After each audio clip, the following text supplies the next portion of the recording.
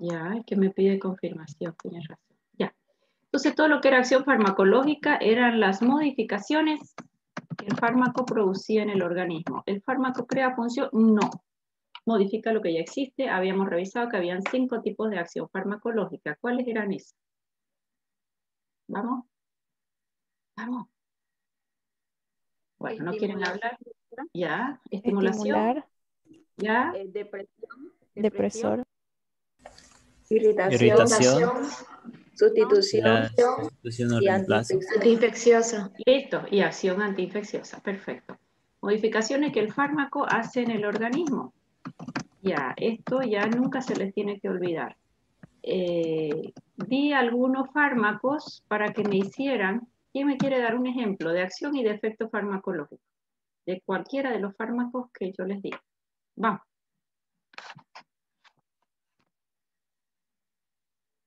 ¿Ahí? Bueno, Yo, no. doctora, A ver, cante, mi niña. de losartán, su Ya. acción farmacológica es que es antagonista selectivo competitivo de los receptores angiotensina 2 tipo 1. O sea, va a bloquear los receptores de angiotensina 1 y bloqueando todas sus acciones. Y el efecto farmacológico sería que va a bajar la presión arterial. Ya. O sea, es un antihipertensivo. ¿Por qué? Ahora explícame ese mecanismo. Porque está bloqueando todas las acciones de la angiotensina 1 y así bloqueando todo lo que es el sistema angiotensina aldosterona. Ay, se me fue el nombre. Renina, angiotensina, aldosterona. Y la Renina, angiotensina, angiotensina, aldosterona. vos estás bloqueando el receptor AT1 de angiotensina 2. ¿Cuál es la función en tu cuerpo de la angiotensina 2? Y de ahí sacamos el efecto. Regular la presión arterial, como Eso es que un efecto. subirla. ¿El mecanismo cuál es? 2 cosas hace angiotensina 2 en el organismo. ¿Cuáles son? Lo que me has dicho está bien, tu acción y tu efecto está bien. Ahora la pregunta es, me hablas de receptores AT1 de angiotensina 2. Muy bien.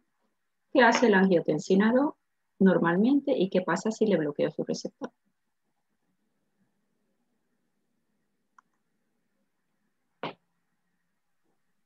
Doctora, hace vasoconstricción y también estimula la absorción de sodio y agua. Estimula la proteína G Pero no me dice nada si y estimula la proteína G. aumenta la presión sanguínea. Quiero algo más concreto. No está mal lo que dice, pero Puede ¿cómo lo elevar hace? las concentraciones de potasio ¿Por al qué? bloquear la secreción de aldosterona, pudiendo empeorar una hipercalemia existente. Eso anoté yo. Entonces está bien. Yo quiero que me aprenda un poquito más mejor la fisiología. Gerson estuvo más cerca. Profesora, dentro de la cascada renina, angiotensina, aldosterona, angiotensina 2 tiene 2 funciones. Una, poderoso vasoconstrictor, es el vasoconstrictor más importante que tenemos. Y si él es vasoconstrictor, va a elevar presión. Y si yo le bloqueo, vasodilatador. Yo pudiera decir que losartán, que fue el ejemplo de su compañero, es un vasodilatador. ¿Por qué? Porque no deja actuar angiotensina 2. Angiotensina 2, poderoso vasoconstrictor. Un efecto. Gerson, ¿cuál era el otro? Tú lo dijiste. Estimula lo que es la absorción de sodio y agua, doctora, y ¿A través también de quién? ¿A través de quién? Estimula que se libere quién. a la aldosterona la estimula a nivel. Aldosterona. ¿Y la aldosterona a qué nivel actúa? Fíjense que todo es razonable. Estimula la secreción de aldosterona. ¿Y la aldosterona a qué nivel actúa y cuál es su función? No recuerdo bien, creo que es a nivel del túbulo distal y de los túbulos colectores. En el No recuerdo. último, en el colector actúa. En la última porción de la nefrona, lo vamos a revisar en diurético. En la última porción de la nefrona, cuando hay aldosterona, abre canales para reabsorber sodio y elimina potasio. La aldosterona permite que el sodio que se está escapando por orina se vuelva a reabsorber a cambio de quién, de eliminar potasio. Y eso controla mi presión. Pero si yo la bloqueo al receptor de angiotensina 2, dijimos que ya no va a haber vasoconstricción, va a haber vasodilatación. Aldosterona ya no va a poder actuar en el 100%. Y si no va a actuar, voy a tener el efecto opuesto. Se va sodio y se rescata potasio. Su compañera ahí dijo, por eso cuando hay hipopotasemia, ok. Pero ¿cuál es su función? Se va sodio y se reabsorbe potasio. Pasa a ser un ahorrador de potasio. Y si yo sé que va a rescatar potasio, en ese paciente va a bajar la presión y como efecto adverso voy a tener hiperpotasemia. ¿De acuerdo? Que la tendré que chequear. Entonces, fíjense que losartán que hizo, losartán bloqueó receptores AT1 de angiotensina 2. Bien, ¿cuál es el efecto? Resulta que angiotensina 2 era vasoconstrictor, ahora va a haber vasodilatación. Disminuye resistencia periférica del vaso, disminuye presión arterial, por un lado, pero tiene dos mecanismos. Disminuye liberación de aldosterona. Entonces, se va sodio y se rescata potasio. Si se va sodio, disminuye natremia, disminuye volemia, disminuye presión arterial, como un efecto ligeramente diurético en la última porción de la nefrona. No hay donde más yo reabsorba sodio, por eso es tan efectivo. En la última porción de la nefrona actúa aldosterona. ¿Quedó mejor? ¿Sí? Sí, doctora. ¿Alguna duda? Fíjense que todos tenían un poquito de razón. Su compañera dice, si hay una hipopotasemia va a ser útil, sí, pero ese no era ni el mecanismo ni el efecto. Otro dijo algo de aldosterona, otro dijo favorece la reabsorción. Ok, hay que ver. Siempre fisiología, y la fisiología razonada. ¿Ya? Fisiología y el fármaco que hace. Ya no hay aldosterona, entonces yo voy a deducir qué va a pasar. Bien, entonces yo creo que acción y efecto farmacológico ya quedó. Les di varios fármacos, la idea es que lo busquen y aprendan. ¿Ya? Si hay tiempo podemos verlo en la práctica luego ya sábado. Ya. Acción, efecto, ¿qué más? Vimos lo que es un agonista y un antagonista, ¿verdad? ¿O no? Sí, doctora. ¿Sí? ¿Qué es un agonista? ¿Qué es un fármaco agonista? Dos características teníamos. A ver, ¿quién me ayuda? Afinidad y eficacia, doctora. No. Dos características quiero. Que cumple la misma función del neurotransmisor. Ocupa el receptor y cumple la misma función. Posee afinidad y eficacia. Ya, todos tienen un poquito de razón, pero tiene que ser muy concreto. Fármaco agonista. Estoy hablando de un fármaco. Primera característica. Ocupa un receptor. Sí. Si es agonista, ¿cuál es la segunda característica? Tiene función intrínseca. Actividad intrínseca. Actividad intrínseca. ¿Y qué era actividad intrínseca? Hace Que lo tenía mismo la que el misma función que el neurotransmisor. neurotransmisor. Ocupa el Misma receptor y función. lo activa. El neurotransmisor hace en condiciones normales. Y si yo les pregunto, ¿qué hace la noradrenalina en condiciones normales en un receptor beta 1 cardíaco? ¿Qué me dice? Por ejemplo. ¿Estimula? Por ejemplo, un salbutamol. Podemos decir que es agonista, pero ¿de quién? Beta 2 y también beta 1. Yo les he preguntado el beta 1 que es cardíaco. ¿Qué hace normalmente la noradrenalina en beta 1 cardíaco? Aumenta la frecuencia cardíaca, doctor.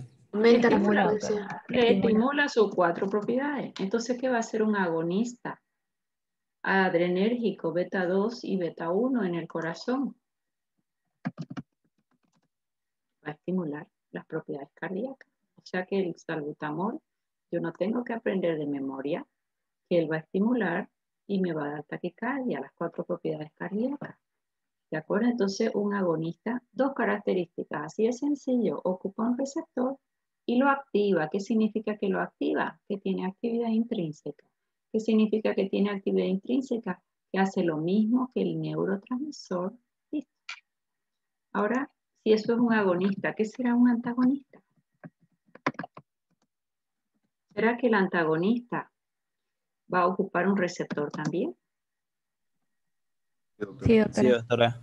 Señores, sí, va a ocupar el receptor. El mismo receptor beta, si quieren. Pero cuando ocupa el receptor beta, ¿qué hace? Lo inhibe. Lo bloquea. no deja actuar al neurotransmisor. Significa que no lo activa, no tiene actividad intrínseca. No tiene actividad intrínseca. Entonces, ¿cómo yo voy a deducir su efecto? Si no deja actuar al neurotransmisor, pues el efecto va a ser exactamente lo propio. Ejemplo, yo voy a dar ejemplo de un propanolol. Al propanolol le llamamos beta bloqueantes. También le llamamos protectores cardíacos. Adivinen por qué. ¿Qué mecanismo de acción tendrá el propanolol? Si yo les digo que es un antagonista beta 1 y beta 2, lamentablemente. ¿Qué efecto va a tener con un propanolol si va a bloquear el receptor beta 1? ¿Qué hacía la noradrenalina en el beta 1? Lo vimos acá, la noradrenalina. Estimulaba. Y si tú le bloqueas el receptor y no dejas actuar a la noradrenalina, ¿qué va a pasar en beta 1? Disminuye Sí, señor. Disminuye las 4 propiedades cardíacas y va a tender a llevar a una bradicardia. Lo ideal no es una bradicardia, es un control. ¿Para qué lo voy a usar? Para una taquicardia. Lo voy a usar posinfarto, para que el corazón trabaje menos. Es por eso que le llamamos protectores cardíacos. Bien, eso es en corazón. Y en el músculo liso bronquial, ¿qué va a hacer? A ver, recordemos, ¿qué hacía la noradrenalina en beta 2? ¿Estimula o inhibe? Condiciones normales. Estimula, doctora. Alfa estimula y beta Inhibe excepto en el corazón. inhibe, pues estamos hablando del músculo liso del bronquio. Alfa estimula y beta inhibe el músculo liso del bronquio. Y si tú le bloqueas su neurotransmisor beta 2 en bronquio, ¿qué va a pasar? En lugar de inhibir, ¿qué va a haber? Estimulación. Estimulación. Y si hay una estimulación, puede haber una broncoconstricción. ¿A qué paciente no le puedes dar un beta bloqueante? De los generales, porque hay unos nuevos que sí se pueden dar. Si provoca broncoconstricción, va a estar contraindicado ¿en quién? ¿Pacientes asmáticos? Asmáticos, doctora. Perfecto, asmáticos, pacientes con EPOC. Si yo no soy fumadora, no soy asmática, tomo ese propanolol y no me hace nada. ¿De acuerdo? Puede dar una tosecita en algunos pacientes, pero al asmático sí le va a hacer un broncoespasmo. Eso seguro. ¿De acuerdo? Entonces, contraindicado en asmático. Aquí tengo dos ejemplos claros de un fármaco agonista y de un fármaco antagonista. Los dos ocupan el receptor, probablemente el mismo receptor. Uno lo activa, que es el agonista, no se inventa una función, hace la misma que el neurotransmisor. A eso le llamo actividad intrínseca. Mientras que este otro ocupa el receptor igual, pero no lo dejó actuar al neurotransmisor. Si no lo deja actuar, si antes había broncodilatación, ahora va a haber broncoconstricción. Si antes estimulaba, ahora va a inhibir. Simplemente no deja actuar al neurotransmisor. ¿Está clarito? Preguntas hasta ahí. Nada. Creo que esto ya habíamos avanzado un poco, ¿no? Cuando yo dije acá contraindicación, ¿quién me define qué es una contraindicación? Póngame unos 2 videitos más. Nadie quiere poner su video. ¿Qué será una contraindicación? Que no se le debe dar a esos pacientes el fármaco. Ya, así lo interpretamos, pero si yo quiero un poquito la definición, una contraindicación son los estados fisiológicos o patológicos, esto ya anótenlo bien aprendido, en los que no se debe administrar un fármaco. Estado fisiológico o patológico en los que no se debe administrar un fármaco. A ver, vamos a razonar. ¿Quién me da un ejemplo de un estado fisiológico en el que no debo administrar un fármaco? Carolina. Embarazada. Embarazada, pero si la embarazada tiene infección urinaria, la vas a dejar con infección urinaria, puede ser una amenaza de aborto o de parto prematuro. ¿La vas a dejar? ¿La vas a dejar sin vitaminas? ¿La vas a dejar sin hierro? ¿La vas a dejar sin ácido fólico? No, doctora, No. habría que balancear eso. Más o menos bien, ok. Estado fisiológico es un embarazo en los que no se da administrar el fármaco, pero para un embarazo hay un listado de fármacos, clase A hasta la clase E, que son 5 categorías. Los de clase A sí se pueden administrar a dosis usual sin provocar daño. Son las vitaminas, el ácido fólico. Clase B, ya se han ido estudiando que antibacterianos, por ejemplo, hacen menos daño en el feto o no lo hacen. En el caso de, un ejemplo es la penicilina natural, pero solo es para gram positivos y algunos gram negativos. Atraviesa muy poco placenta y básicamente no va a afectar al producto de la gestación. Ojo, si el niño va a ser alérgico, puede que ese ya sea su primer contacto.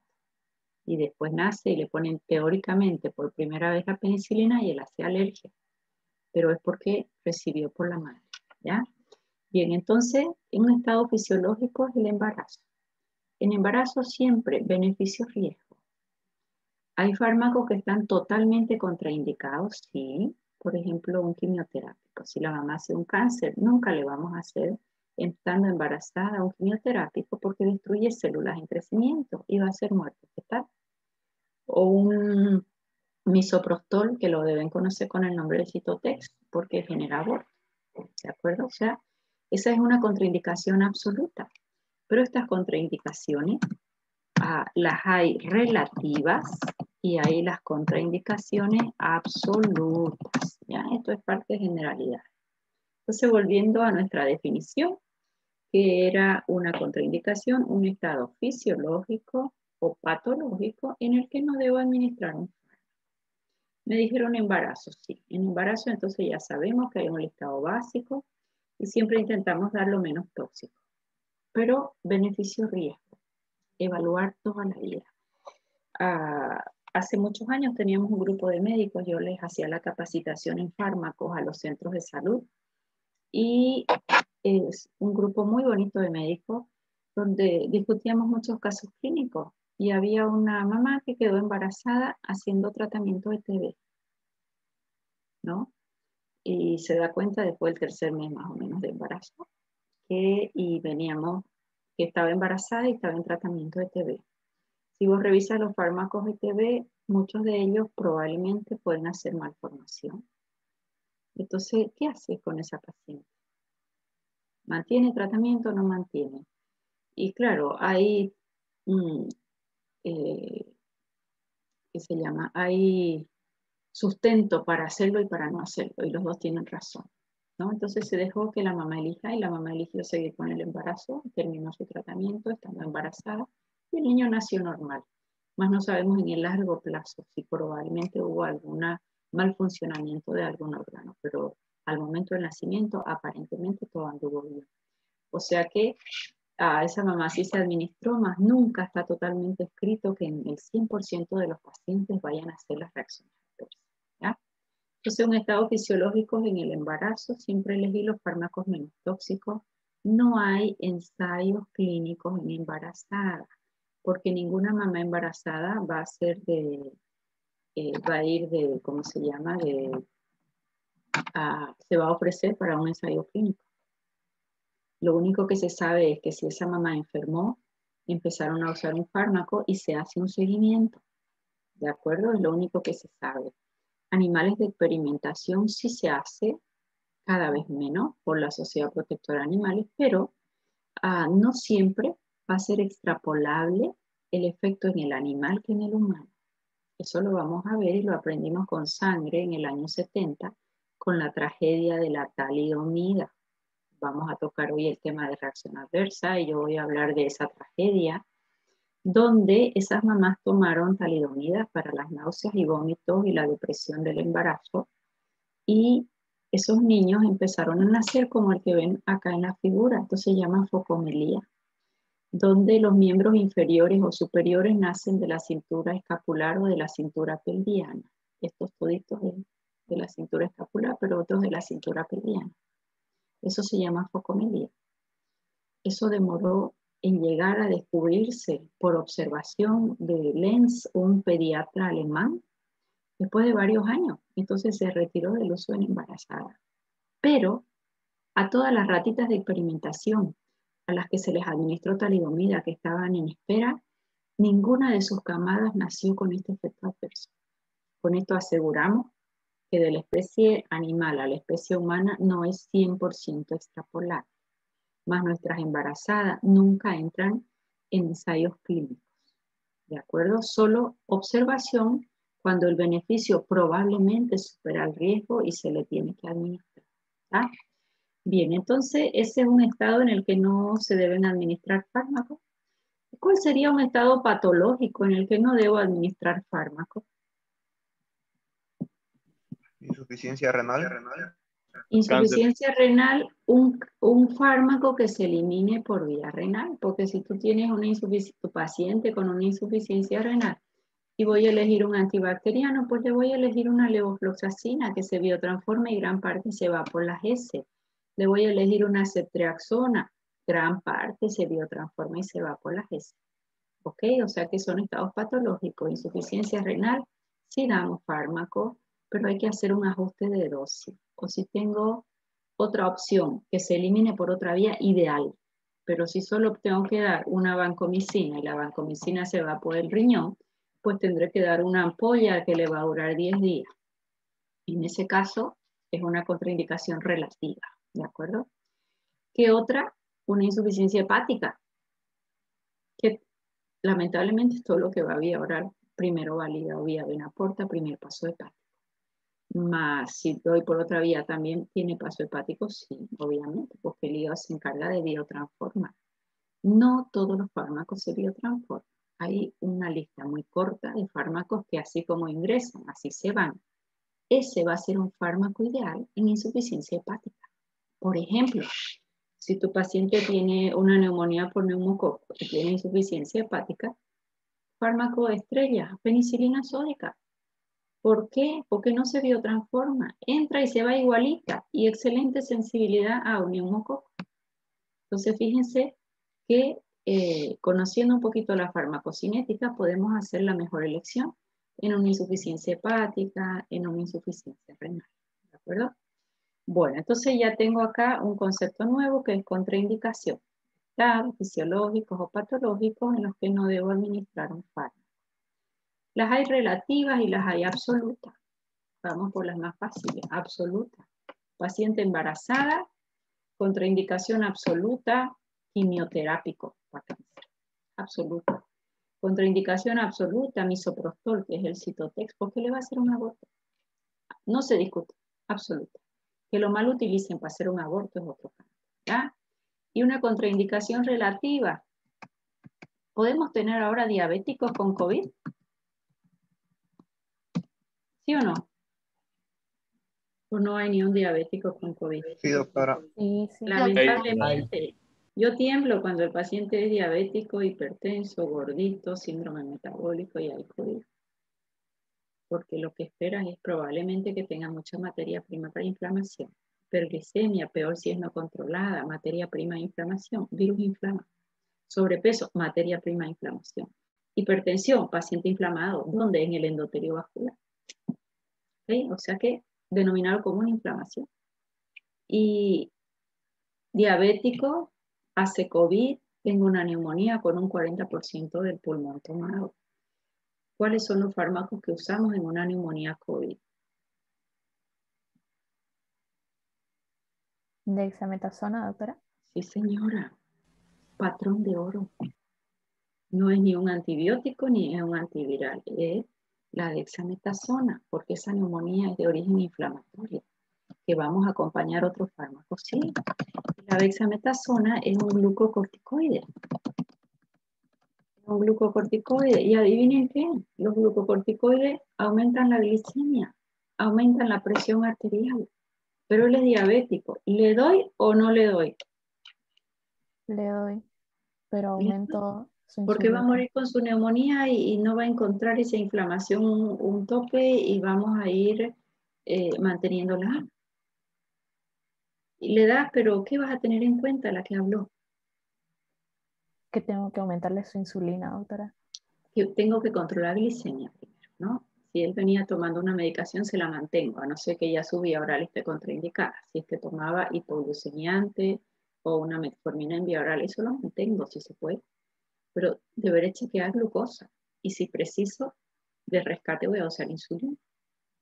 De rescate voy a hacer insulina hasta que yo deje de usar los corticoides y lo compense al paciente. Contraindicación relativa. Este paciente está en tratamiento de TB. La TB nos da se manifiesta con una inmunosupresión importante, ¿cierto? Pero si te hace una RAFA, reacciones alérgicas a los fármacos antituberculosos, te hace una RAFA, empieza esa hipersensibilidad, puede usar un corticoide, lo tienes que usar. Y el corticoide es inmunosupresor y tu paciente está inmunosuprimido, lo tienes que usar. Son contraindicaciones relativas. ¿Está clarísimo? ¿Qué es lo importante? Aquí hay otro concepto que quiero enseñárselo, iatrogenia. ¿Quién sabe qué es una iatrogenia? Yo estoy provocando una patología, es una iatrogenia. Estoy usando un fármaco. Dime. Doctora, ¿es un efecto no deseado producido por el acto del médico, quizá? Sí, señor. Una iatrogenia producido por el médico. Pero acá hay un concepto importante. Hay iatrogenias voluntarias y iatrogenias involuntarias. ¿Cuál tiene perdón producirla? ¿La voluntaria o la involuntaria? La iatrogenia es hacer un efecto no deseado en un paciente por la acción del médico. Es una iatrogenia. A ver, yo le estoy dando corticoide y le hice hiperglicemia y es diabético. O le hice una diabetes. ¿Necesitaba el corticoide? Sí, porque probablemente el fármaco de oro en una neumonía COVID, lamentablemente. Pero yo lo sé que lo puedo producir. Eso se llama iatrogenia voluntaria. Entonces, yo sé, mire, voy a usar esto, puede que me suba la glucosa, la vamos a controlar y vamos a usar insulina de ser necesario. El otro día me llama la esposa de un paciente y me dice, doctora, mire, esta tomografía, esta saturación ya va en 88, le están atendiendo y no le han querido dar corticoides porque es diabético. Y la tomografía en 3 días se incendió de un 5% a un 40%. Incendiada, porque no tiene otro nombre, gordito el paciente, hipertenso diabético. Más no le querían dar corticoides. Más le digo, bueno, vamos a dar corticoides, vamos a controlar la glucosa y vamos a dar insulina. Y ha ido saliendo adelante el paciente. Si no, imagínense un paciente superinflamado, gordito, hipertenso, diabético. ¿Qué iba a pasar con esa neumonía? Se incendia muy rápido. Y el glucocorticoide le pega un freno en seco porque inhibe fosfolipasados al inicio de toda la cascada de la coagulación. ¿De acuerdo? Más le hicimos más hiperglicemia, subió a 400, ¿sí? Y tuvimos que usar insulina. ¿Se dan cuenta? Entonces son iatrogenias voluntarias. Esas sí son perdonadas, si vale el término. Incluso vos debes anteceder a tu paciente. O cuando va a entrar el cirujano y es una cirugía muy complicada, mire, vamos a hacer esto, más tenemos la chance que el paciente no salga por esto, por esto y por esto. ¿De acuerdo? Hacer iatrogenia voluntaria es lo que corresponde en farmacología, dar un fármaco y saber lo que puede pasar y antecederme a aquello. ¿Quedó clarito? Sí, doctora. Ya. ¿Alguna duda hasta aquí? Creo que con eso terminé toda la primera parte. Me quedan reacciones adversas que lo vemos ahora. A ver hasta dónde alcanzamos. Tengo 5 minutos 30. Después de 5 minutos 30 volvemos rapidito nomás al mismo enlace. ¿Ya? Sin esperar mucho. No sé por qué. Tengo en esta pantalla, sale la cámara, salen puras barras y no veo nada. Ahora sí. Pónganme 2 camaritas más. Solo a Mirko lo veo. Lorena, muy bien. Bueno, ¿qué tengo en esta pantalla? Yo que les decía, tragedia de la talidomida, años 70.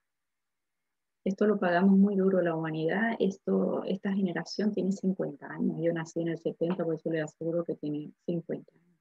Justo fue ese año 70 más o menos uno adelante y uno atrás, que tuvimos hubo una alta incidencia de focomelía y empezaron a revisar, y fue esto que les conté de la talidomida, que en animales de experimentación ni una camada nació con mínimo de deformación o de estos efectos adversos. Entonces vamos a profundizar un poquito. Reacción adversa a los medicamentos, le llamamos RAMS. En las de TB se les llama RAFA, reacciones adversas a los medicamentos antituberculosos, ¿ya? Por eso se llama RAFA. Bien, fíjense que ya toda vez que yo uso un fármaco, efecto beneficioso, efecto no beneficioso, están pegados. Muchas veces no los puedo evitar. Otras veces, de acuerdo a la dosis, pudiésemos canchear un poquito mejor. Pero toda vez que yo estudio un efecto beneficioso, que es lo que queremos en farmacología, yo tengo que saber los efectos no beneficiosos y ir mirando. Si yo sé que voy a dar un glucocorticoide y voy a hacer hiperglicemia, no se lo voy a prescribir y me voy a olvidar de medir glucosa, por favor. A no ser que sea un paciente muy joven de la edad de ustedes, que no tenga antecedentes, no preciso medirle glucosa. Ojo. ¿De acuerdo? Entonces, fíjense ustedes que tenemos que saber tanto efecto farmacológico como efecto no deseado, que llamamos RAMS. Ya lo decía Paracelso fíjense de qué año hablamos, en el 1400 al 1500. Ya él observó, porque ¿de dónde nacen nuestros medicamentos? De la naturaleza. Ellos hervían plantas, raíces, la parte de algún animal o usaban un mineral y empezaban a ver que tenía efecto. Y de ahí nacen los fármacos. Todos los fármacos son de origen natural, que ahora ya se haga por síntesis, muchas cosas así, pero todo nació de ahí, de la observación. Los indios morían de, ¿qué se llama esto? De paludismo. Y a alguien se le ocurrió todos esos árboles bellísimos de quinina, que son como tienen sus hojas bellas, sacó la cáscara y le empezó a hervir, y cuando le daba ese té a estos indios se le acababa la fiebre. ¿Y qué es eso? De ahí se obtuvo la quinina, de la Cinchona calizaya, así se llama el árbol, donde ellos empezaron a usarlo de esa forma. ¿De acuerdo? Entonces ya desde la antigüedad que se observó, cuando le daban a estos indios que vivían a la orilla del río, que tenían paludismo, les pasaba la fiebre y mejoraban, dejaban de estar amarillos, pero ellos observaban que a nivel cardíaco había algunas reacciones. ¿Y qué hace la quinidina a nivel cardíaco? Es un antiarrítmico, bloquea canales al sodio y tiende a hacer bradicardia y les baja el ritmo cardíaco. Es un antiarrítmico que si baja mucho hace zonas de bloqueo, y hoy no es ideal porque es un antiarrítmico arritmogénico, ya lo vamos a estudiar, ¿de acuerdo? Entonces fíjense que ya lo decía Paracelso, que toda la sustancia, hablemos de principios activos, ¿verdad? Que es la sustancia química responsable de la acción farmacológica, todos son venenos. No existe ninguno que no lo sea. ¿Dónde está la diferencia? Está en la dosis. Esta dosis de quinina va a ser beneficiosa para un paludismo, más esta otra dosis le va a hacer una bradicardia, bloqueo y parada cardíaca. La misma sustancia. ¿Cuántas veces no hemos visto cuando hagan emergencia en pediatría que un bebé pequeño te lo traen con un ilirio paralítico porque tenía cólico y le hicieron un matecito de anís que parece tan sencillo? No es lo mismo poner un anís estrella que 10 anís estrellas o 5 o 4. Y le dieron esa agua al bebé y le hicieron un ilio paralítico y un abdomen agudo. Es natural. Ojo, por más que sea natural, no está exento de un efecto tóxico. Ya prohibido decir, tomate estas hierbas laxantes porque son naturales, y resulta que lo natural es que se llama esto, ahora me voy a acordar, la composición química de estos laxantes irritantes de intestino. Un ruibarbo, por ejemplo, un antraquinónico, se llama grupo antraquinónico. Estimula el colon para moverlo y hace un colon catártico. Pero es natural, así, pero tiene efecto adverso y el colon se acostumbró a ello. O sea que ningún